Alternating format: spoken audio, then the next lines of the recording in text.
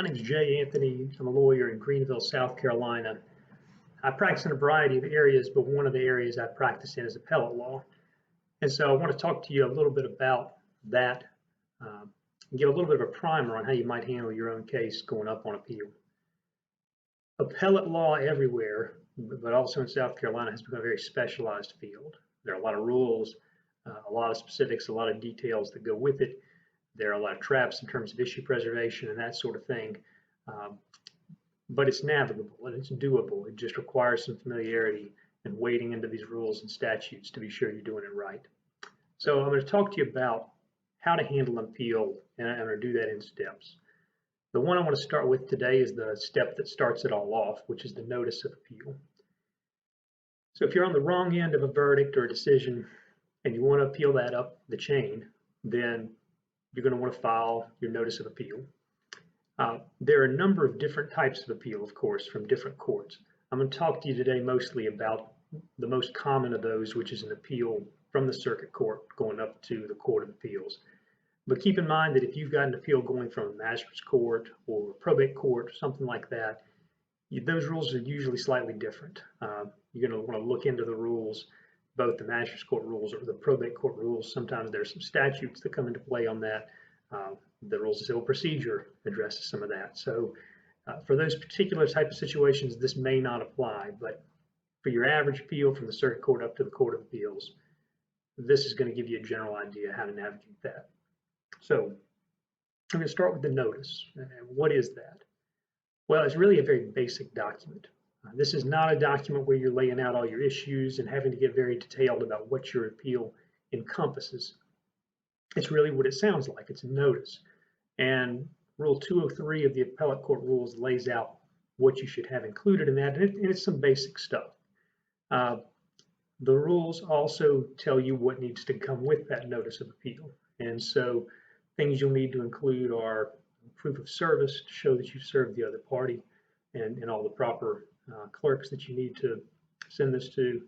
You'll need a copy of the order that you're appealing from, and you need a filing fee.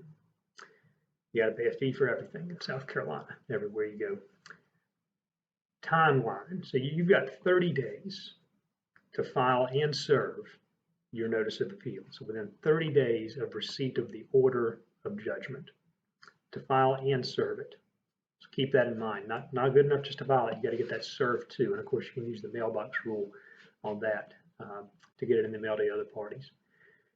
There's some things that can change that 30-day time frame. So one of them is if you get an order from a judge that gives you a decision but tells you that a more complete order is coming. Your 30 days doesn't start to run until you get that more complete order. So if you just got the Form 4, says that some more complete order is coming, then you can wait on that. And we'll talk in some of these later sessions about issue preservation and things like that, about why sometimes you need to insist on a more complete order.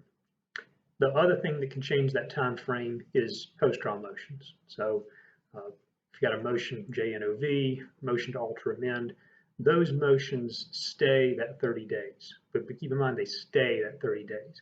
And so if some time's run and you file your motion, you may not have a full 30 days after the denial. So keep that in mind, be careful with it, err on the underside, because you don't want to run past that time period and give the other side the opportunity to say that you waived it.